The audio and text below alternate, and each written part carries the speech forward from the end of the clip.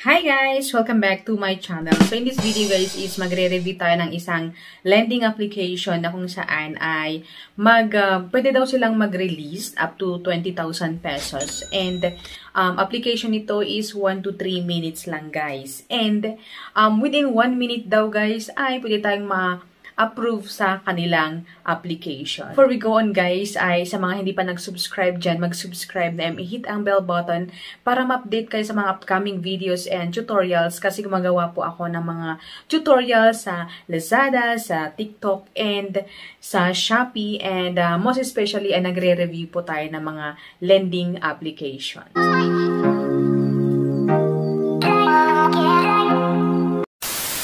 Welcome and welcome back to my channel. So in this video nga guys is magre-review tayo ng isang lending application na nagpapautang up to 20,000 pesos. But disclaimer muna guys sa mga baguhan pa dyan, ang video ito ay hindi po sponsored, hindi po ito affiliate sa any lending company. I'm just sharing guys kung ano yung mga na-experience ko sa isang loan application.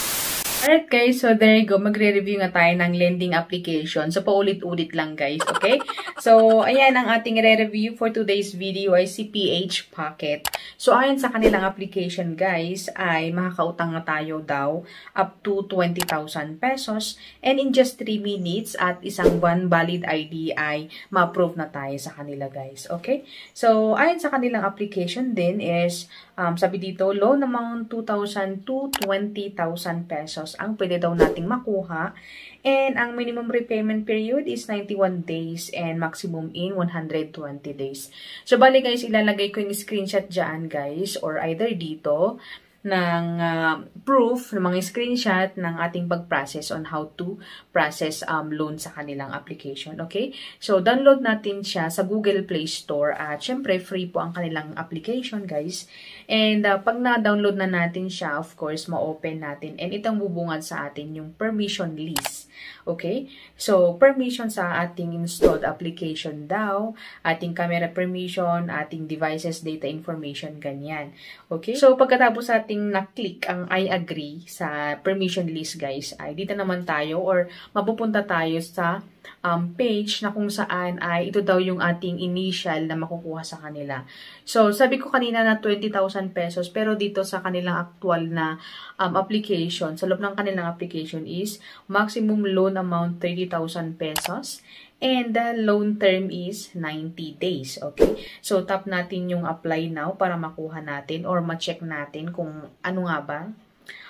Of course, ay bilang isang first timer dito guys is mag-a-ask sila ng phone number, ayan, and yung password natin, and register, and then yan. So, magre-register tayo sa kanila using our active phone number, and then, of course, ay ipapakita nila kung ano yung mga ID na pwede natin gamitin sa kanila. So, please prepare one valid IDs stated below. Sabi dito, UMID ID, passport, driving license, SSS, PRC, Pag-ibig, postal, national ID. And kung wala naman tayong kahit isa sa nabanggit na ID, ay may pwede naman dito, pero optional lamang guys. Payslip, business card, staff card, employment, certificate, work location. Ayan. So, sa work location daw ay dapat visible po ang company logo. So, pag okay na yun guys, pag nabasa na natin yun, and then continue, and mag-a-ask sila ng ating basic information, usage of loan, email, ayan, Facebook name, so Facebook name and messenger, so tatanungin yun guys, backup phone number, ayan, and industry category, religion, ayan, marital status, number of children, educational background.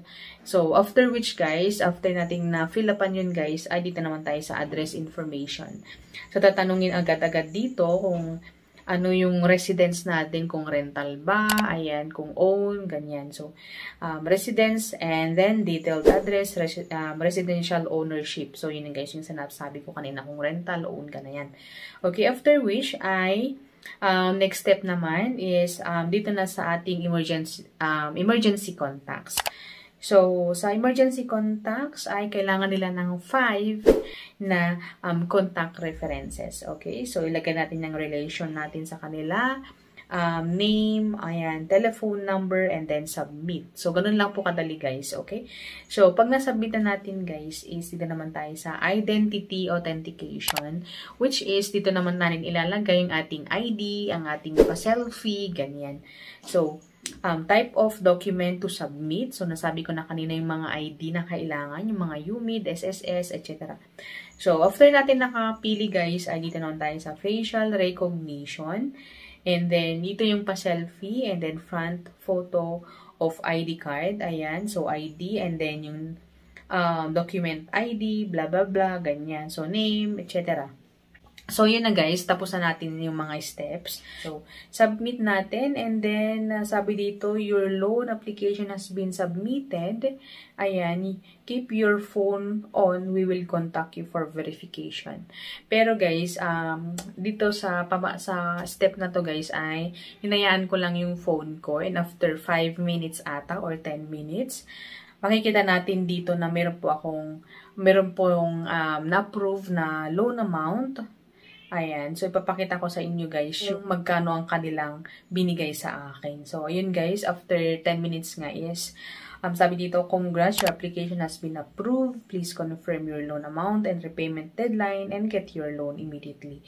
So, click natin yung apply for withdrawal. So, nung ginawa ko yung screenshot or ginawa ko yung review na to guys is, parang nag-hesitate pa ako guys na i-apply for withdrawal kasi baka agad-agad na magsesend sa GCash hindi pa natin nakita.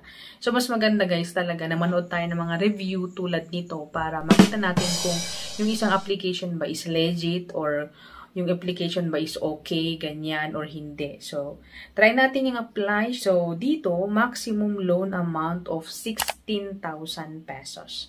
Ayan. So, 16,000 daw yung aking pwedeng ma-loan or aking first loan. Ayan. Pero, ang nakakapanervyos dito guys is loan term days.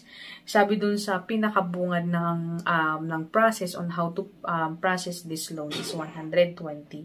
Pero dito sa actual guys is 7 days lang. So, 7 days loan term. Ayan. So, confirm natin para makita. Okay. So, sabi dito, warm reminder, during the audit exemption period, the privilege of the exemption audit and direct loan is 210 days of most with blah, blah, blah. So, confirm lang natin yung guys. And, dito na yung computation ng ating loan. So, sa akin, kinuha ko lang is, instead na 16,000 is 2,000 para makita natin kung paano yung mga computation. Okay? So, loan amount is 2,000 pesos. Ayan, loan term 7 days nga, guys. And sabi dito, issued amount. Ayan. So, yung 2,000 guys is magiging 1,240 ang ating marireceive. And as you can see sa screenshot guys, so service fee is 760. So, mataas yung kanilang service fee guys. Okay. And repayment date is October 19. So, ang repayment date is September 19. Okay. And repayment amount is 2,000. So, walang dinagdag. Hindi kagaya ng iba na merong dagdag. So, yung 2,000 lang guys is nabawas talaga yung service fee na medyo mabigat sa bulsa guys na 760. Pero, ang kagandahan daw dito is 0% interest and walang dagdag pag magbabayad na tayo. Hindi kagaya ng iba na pag magbabayad ka meron pang dagdag na 10 pesos, 30 pesos, whatsoever. So, dito guys is exact amount na 2,000 ang babayaran. Sana naman ay nakatulong ang video ito sa mga gustong mag-apply. So, mas maganda nga guys na manood tayo ng mga reviews para makita nga natin kung maganda ba o hindi. So, sa mga nagbabalak mag-apply kay PH Pocket ng loan ay nasa inyo po guys kung gusto nyong i-push through pa rin yung loan nyo sa kanila. So, that's it my video and I hope na nakatulong na and kita-kitsa naman tayo sa next na aking video. Bye!